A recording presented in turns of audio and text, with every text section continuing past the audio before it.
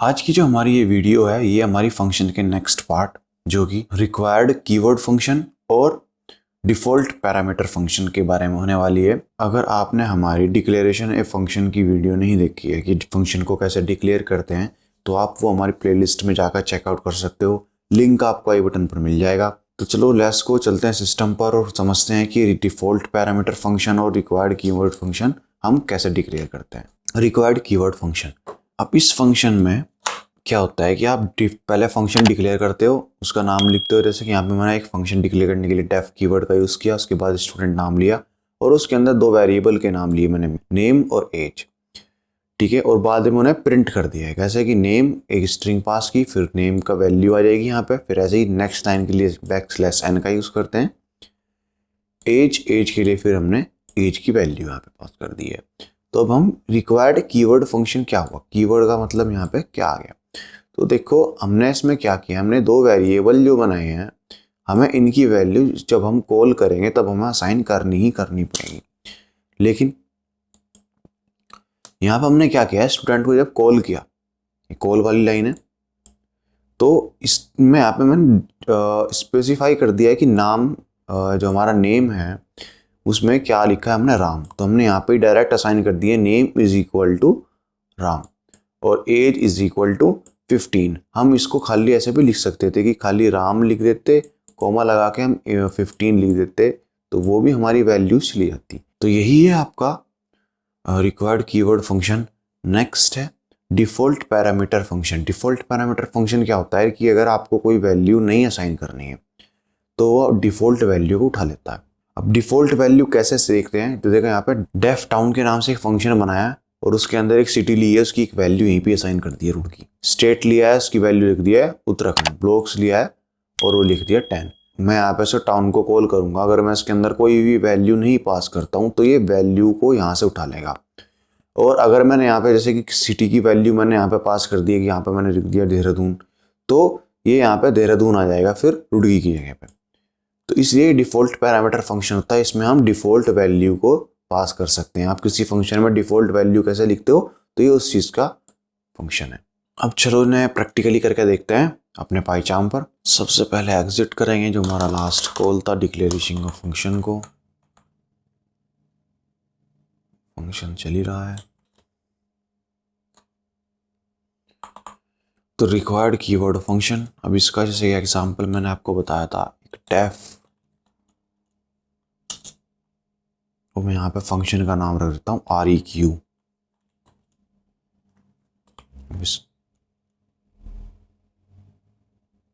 इसके अंदर लेते हैं दो वेरिएबल्स। कैसे, जैसे कि यहाँ पे मैंने ले लिया है A, B, कुछ भी ले सकते हो। जैसे कि मैं यहाँ पे भी नेम लिखा हुआ था तो यहाँ पे भी नेम लिख देते हैं, नेम एज ले लो।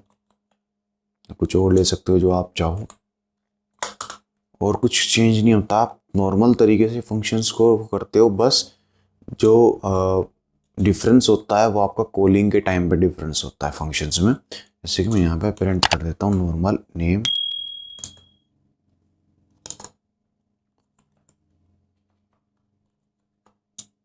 Print as. अब मैं इसका कॉल करता हूँ REQ को, नेम इक्वल टू, अब मैं यहाँ पे जो भी नाम देना चाहूँ वो नाम दे सकता हूँ। वो देखो ये रेड कलर का हो गया है, तो उसको उसने कीवर्ड टाइप में लिया है। जैसे कि डेफ हमारा रेड कलर में आ रहा है, ऐसे ही सेम हमारा भी ये भी आ रहा है, तो इसलिए इसको रिक्वायर्ड कीवर्ड फंक्शन बोलते हैं। एक तरीके से हम कीवर्ड की तरीके से हम उसको यूज़ कर सकते हैं। नेम मैंने यहाँ पे दे दिया ABC, और एज देने के लिए एज यहाँ पर लिख दोगे एज इक्वल टू, और उसके बाद आप उसकी एज दे सकते हो। जैसे 34 मैंने यहाँ इंटीजर में दे दिया इस बार, और मैं करता हूँ उसको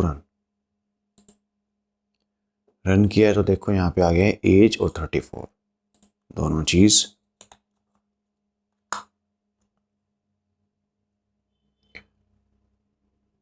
ये लास्ट जो हमने फंक्शन पढ़ा था उसकी आउटपुट्स हैं। तो अगर मैं एग्जिट करके रन करता हूँ तो देखो 34 और ABC हमारा आउटपुट में आ गया। अगर आपको मेरी ये फाइल चाहिए जिसके अंदर मैंने अपने सारे प्रोग्राम्स लिख रखे हैं फर्स्ट डे से और आज तक के सारे प्रोग्राम्स इसमें आपको मिल जाएंगे। हमने कैसे स्टार्ट करा था।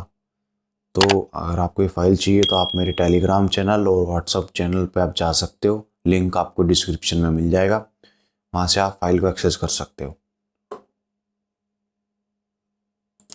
तो ये था हमारा रिक्वायर्ड कीवर्ड फंक्शन। ठीक है, अब नेक्स्ट अगर मैं इसमें ही बताना चाहूँ आपको, नेक्स्ट है हमारा डिफ़ॉल्ट पैरामीटर फंक्शन। अब जैसे कि इसमें भी मैं एग्जिट करके चलता हूँ पहले से ही, ताकि हमारा जो है रिक्वायर्ड कीवर्ड फंक्शन के ना आए वैल्यूज़ को। तो डिफ़ॉल्ट पैरामीटर फंक्शन जैसे मैं यहाँ पे डी ले लेता हूँ, डेफ पहले डेफ करेंगे, फिर हम देखेंगे DEFAULT, मैंने यहाँ पे डिफ़ॉल्ट पे ले लिया पैरा।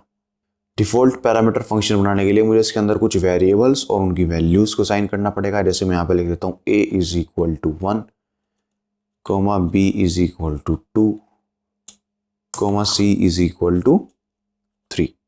अब जैसे ही मैं इसको यहाँ पे कोलन लगा के इसमें प्रिंट का स्टेटमेंट लगा देता हूँ a, b, c। और अगर आप इसको कॉल करोगे, जैसे कि मैं यहाँ पे सर कॉल करता हूँ डिफ़ॉल्ट पैरामीटर फंक्शन को, और इसमें मैं कोई भी वैल्यू असाइन नहीं करता हूँ। ठीक है, अगर मैं इसे रन करूँगा तो देखो 1 2 3 अपने आप प्रिंट होगी। अब मैं इसके अंदर वैल्यू को असाइन करना चाहता हूँ, तो मैंने यहाँ पे डिफ़ॉल्ट पैरामीटर फंक्शन को लिखा और मैंने यहाँ पे वैल्यू दे दी है 4, 5, बस 4, 5 मैंने दी है। 2 की वैल्यू मैंने दे दी है, 1 की वैल्यू मैंने नहीं दी है। रन करता हूँ तो देखो 4 और 5 अपडेट हो गया है। जो हमारा c की वैल्यू थी 3, वो डिफ़ॉल्ट वैल्यू आ रही है। यहाँ पे भी लिखा गया है a 4 है, b 5 है। तो इस तरीके से आपका डिफ़ॉल्ट पैरामीटर फंक्शन करता है। अगर आपने वैल्यू पास कर दी है तो वो अपडेट हो जाएगी, अगर आप वैल्यू को पास नहीं करते हो तो वो डिफ़ॉल्ट वैल्यू को उठा लेता है। तो आई होप आपको दोनों फंक्शंस अच्छे से समझ में आ गए होंगे। नेक्स्ट हमारा जो होने वाला है वो होगा हमारा वेरिएबल लेंथ पैरामीटर फंक्शन और हमारा फंक्शन इनसाइड फंक्शन। दो फंक्शन सम करके समझने की कोशिश करते रहेंगे हमने अपनी अपनी वीडियो में। अगर आपको हमारी वीडियोस अच्छी लग रही हैं तो प्लीज़ लाइक और शेयर जरूर करना और चैनल को सब्सक्राइब करना मत भूलना। थैंक यू सो मच, मिलते हैं नेक्स्ट क्लास में।